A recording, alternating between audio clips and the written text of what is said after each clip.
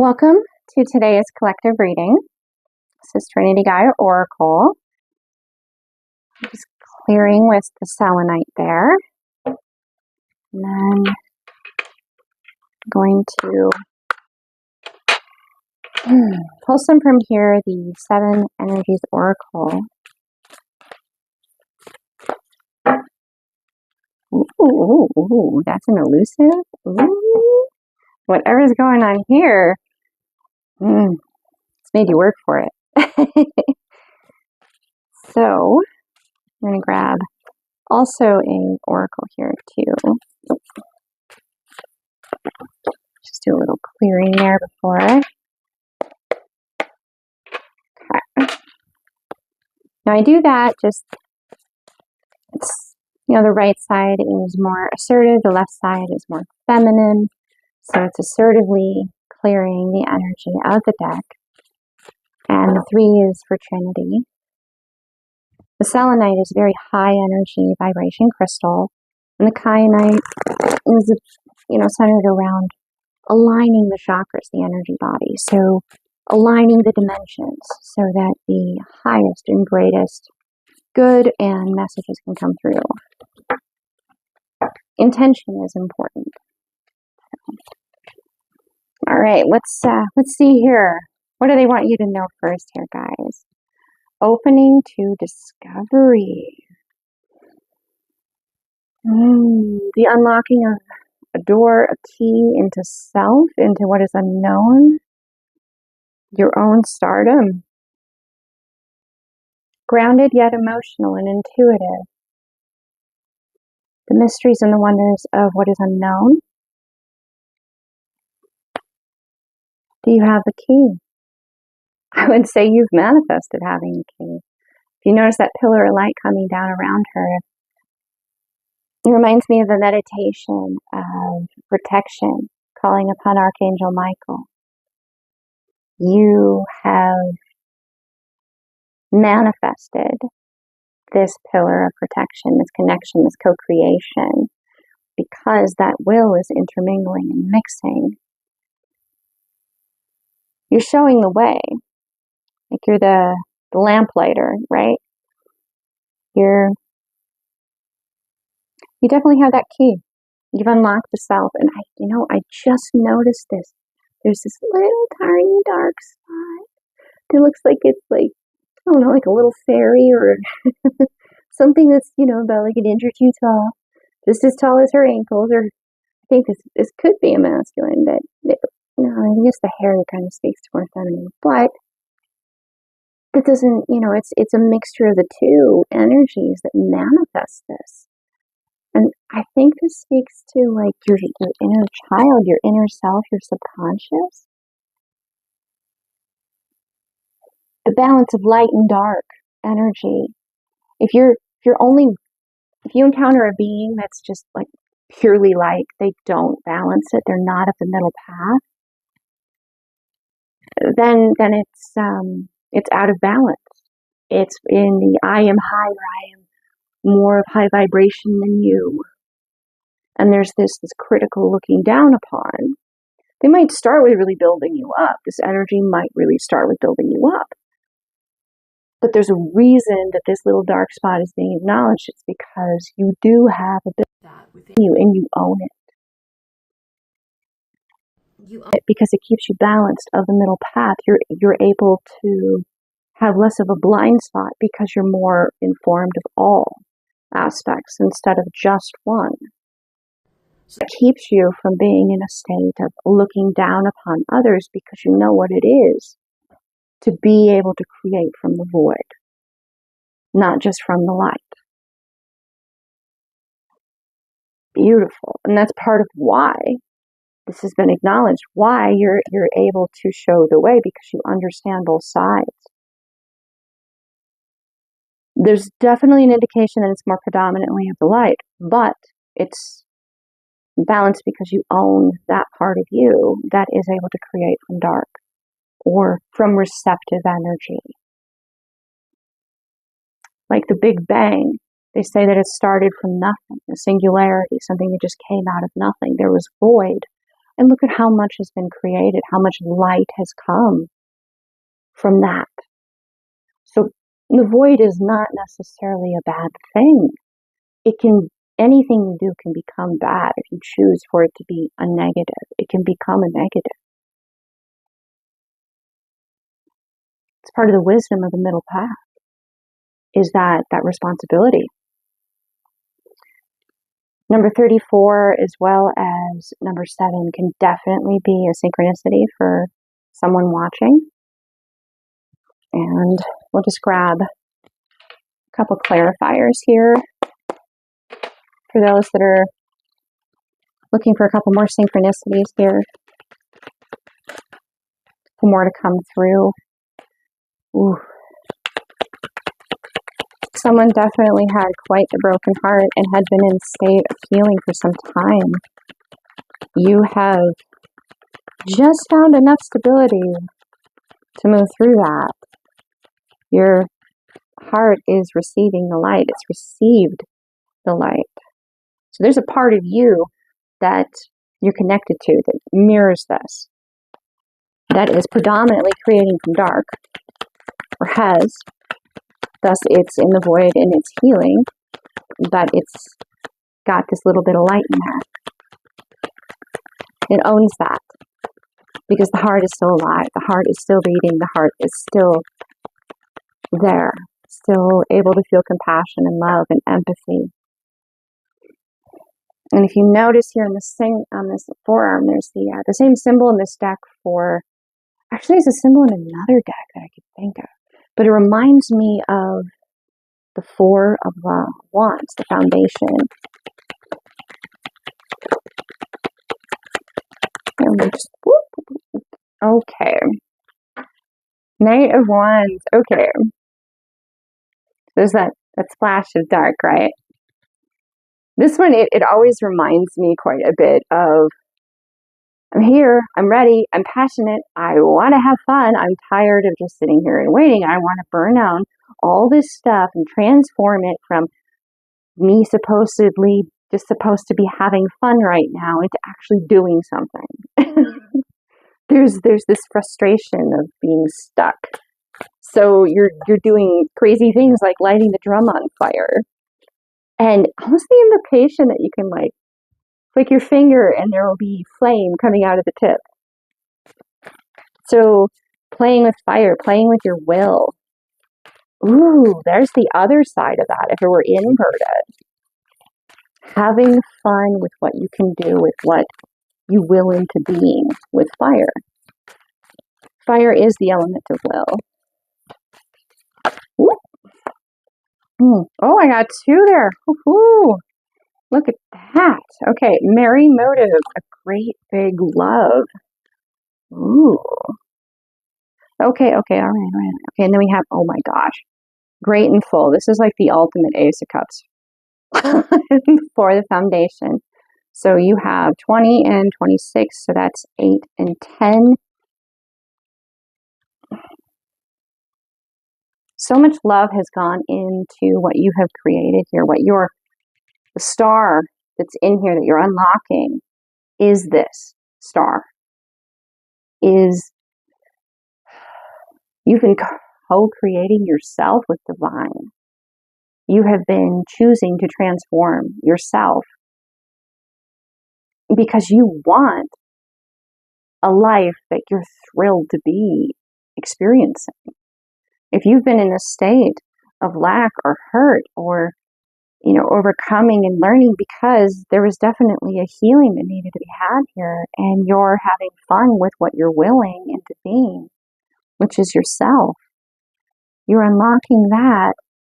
You're falling deeply in love with you. And when you do that, you manifest that back to yourself. So in this, you're attracting, manifesting energies that have chosen to transform themselves consciously, to fall in love with themselves deeply. And that means that when you encounter people of this same vibration, you're able to give that wisdom, that energy, that enjoyment and thrill with life to whatever communication and co-creation occurs between you. That's awesome. And with the 8 and the 2 here, that's 10, that's completion. 9 of Wands. Ooh, this has been a hard journey. Definitely. And there's been a lot of healing. It's completely understandable. You've had to be so focused. So focused. You're definitely passionate about it, and you know that you've been protected on the path, even if at times you weren't confident or you were unsure, which is part of what made it so difficult. But you're there. You're there. What's the challenge here, guys, for the collective here with this Warren and Hager? Like, what's the advice for moving through this energy for the collective of just being so tired, worn out after having manifested this?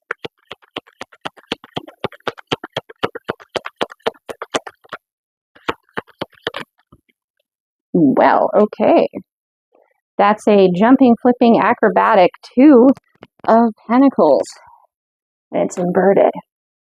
This is why this was so difficult, because not everything is as it seems on this card.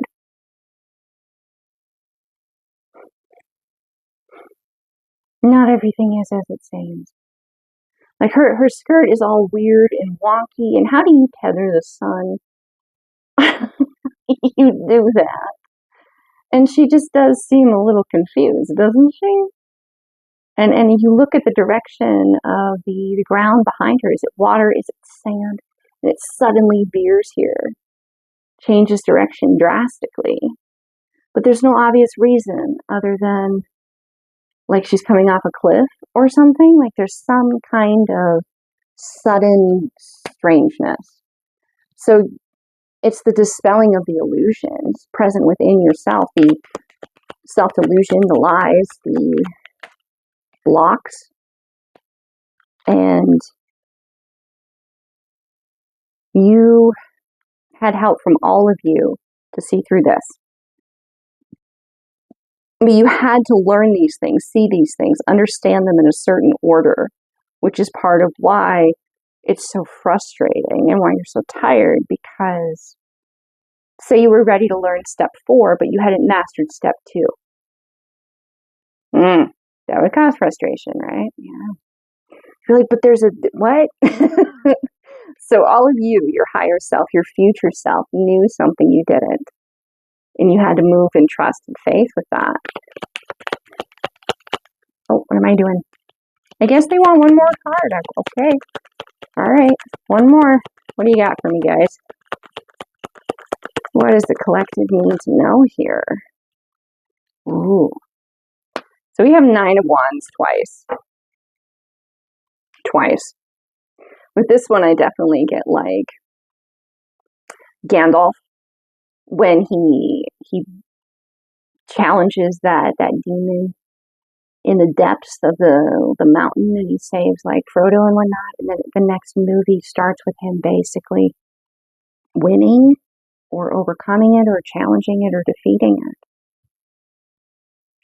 The inner demons. But this one definitely, it's got a different feel to it.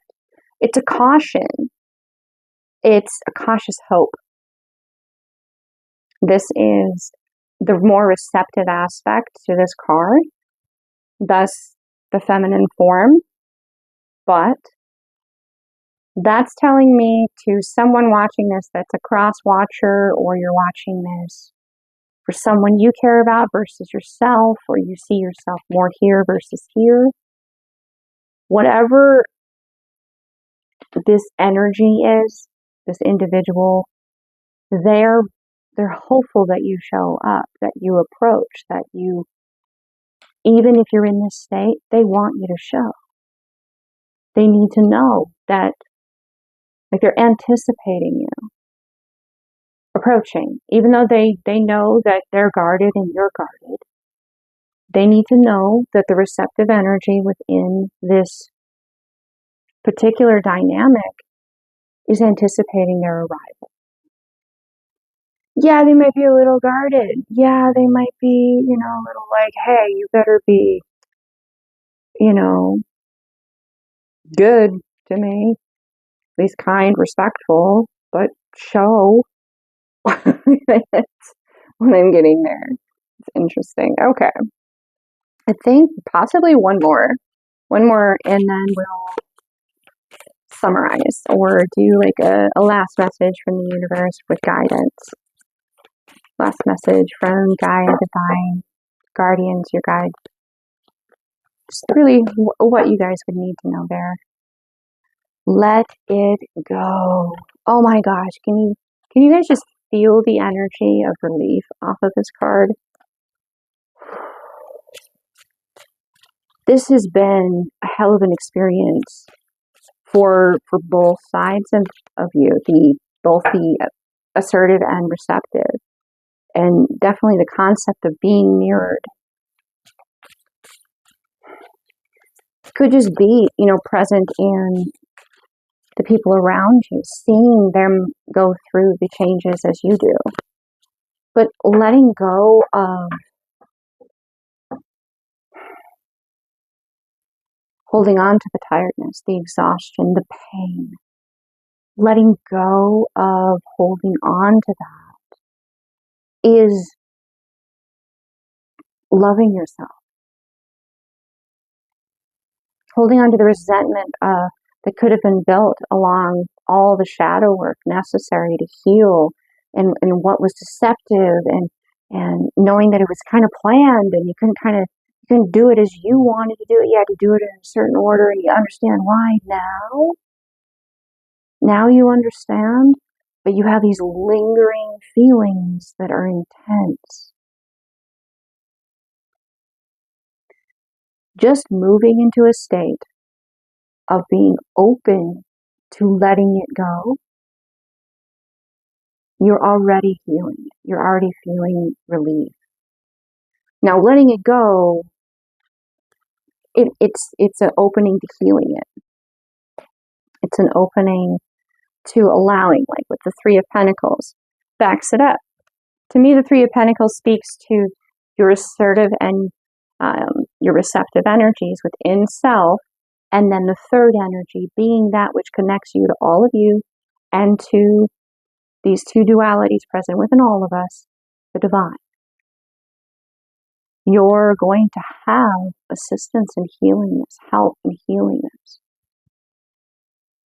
It's the part that is the free will aspect to it is the deciding to be open to what it would feel like to let it go. And that was the instant relief that I felt coming off of this card. All of that green, all of that new, letting it open, letting it bloom, letting it grow, instead of keeping it tied in place and not letting it expand.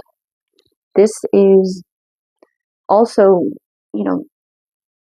your reward for having gone through this, your manifestation, your happiness. Right now, you're not quite sure what to do with this having gone through it, and that's keeping that new beginning, that manifestation bound. And you have the divine coming in to help you out here, to help illuminate that. Your first step is, what would that feel like, look like? To be willing to let it go. That's not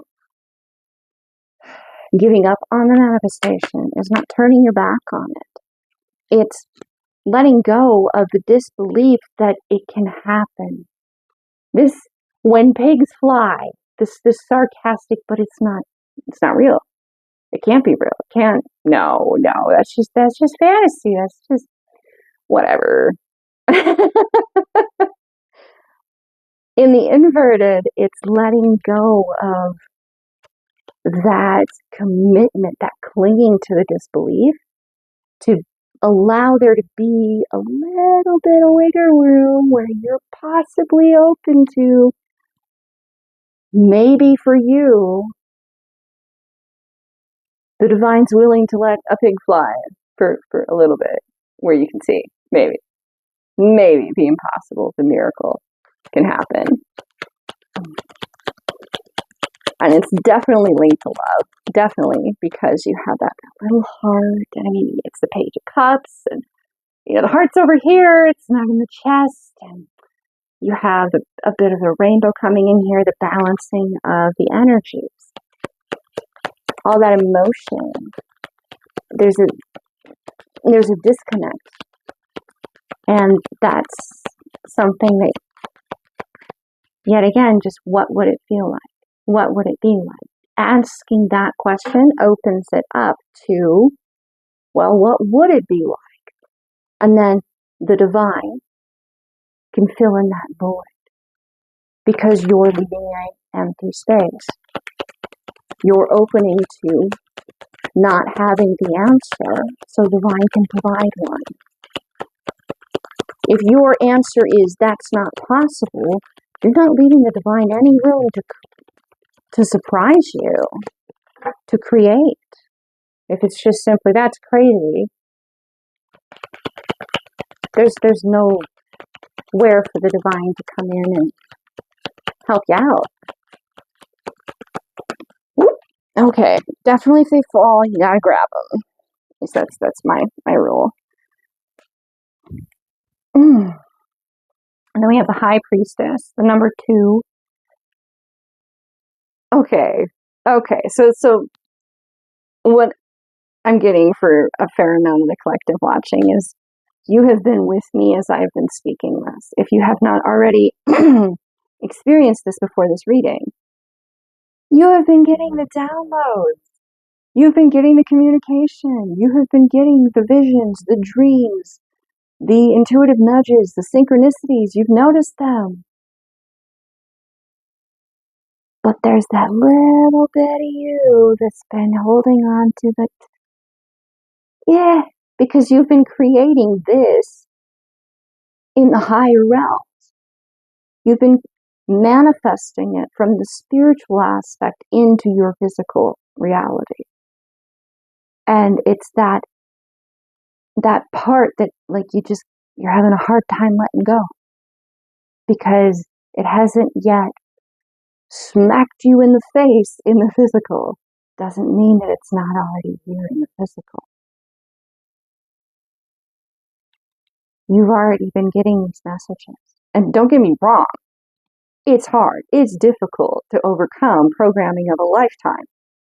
It is. There's a lot of sarcasm that'll come out of you. There's a lot of frustration and defensiveness because, well, things have never flown. It's like, I understand this. I've been here. I get this. You have been receiving these downloads. You have been getting the synchronicities.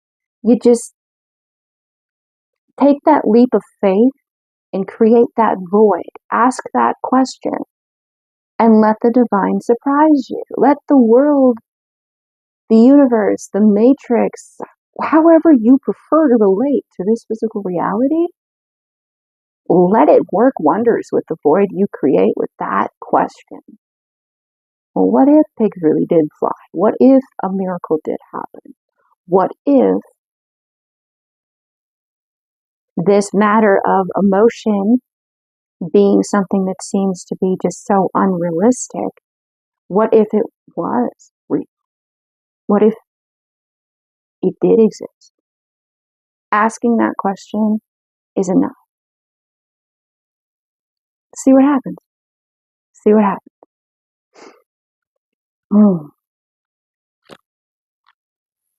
Okay. Well, I'm just going to do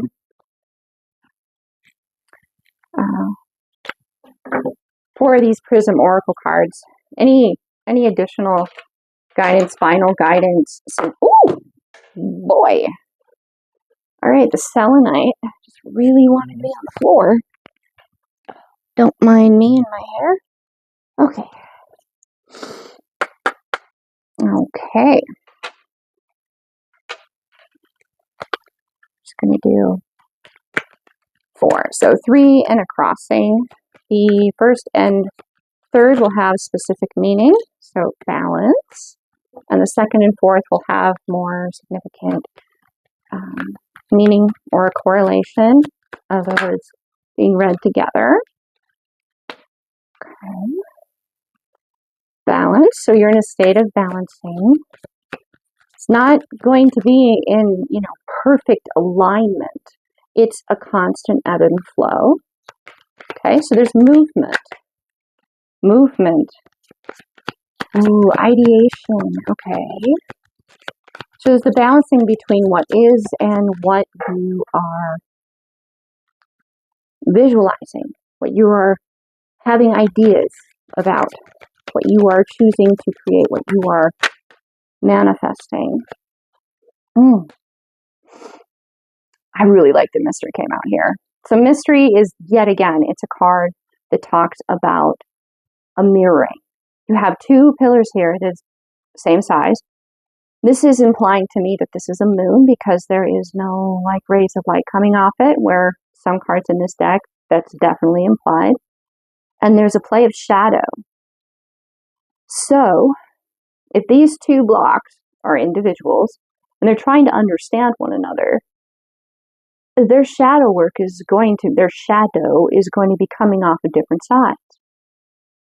It's not necessarily logical. It doesn't necessarily make sense because if this is the moon, both of these should be shadowed. But they're not. And you'd think that they would be, shadow, shadow. But it's not. So, some things about you will always remain a mystery to the other pillar. No matter how intuitive you are, no matter how psychic, aware, tapped in, how many clairs you have, even if you claircognizant, this pillar is a gift because this particular pillar is the only pillar that understands what it is to be